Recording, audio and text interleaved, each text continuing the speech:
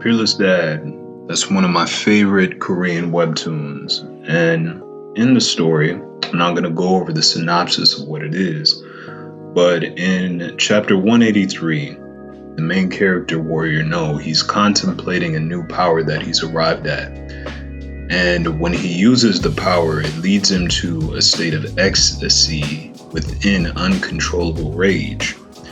And he has undergone this journey of learning how to better control this power so that one doesn't destroy himself and his children. And he arrives at a monk temple. As he contemplates along with the master, he poses the question to the master as to how can he best control this seemingly uncontrollable power that overtakes him in the midst of the emotion of rage. And the monk poses the question back to him, why control that which already belongs to you? He notes that when you move your fingers, you don't consciously contemplate the wiring or the necessary processes that go into the movement of the finger. You don't process or consciously think about how to take a bowel movement.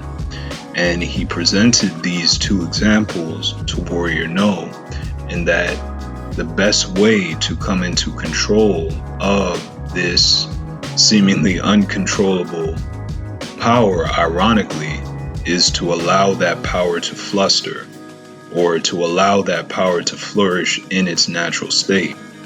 And this example stood out to me because so many times we're invested in controlling everything about us so that, it can turn out right, it can turn out just perfectly. But sometimes the best way to move forward, or the best way to learn how to control something uncontrollable, is to let it go, is to allow it to be. It's a concept also known in psychology when it comes to unwanted thoughts or unwanted emotions, is that the only way that you can really allow these things to pass is to allow the thought or allow the emotion to be.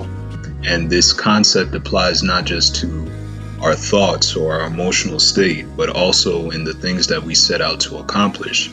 Sometimes the best way to learn how to take control or better control of our lives falls within the reins of us letting go.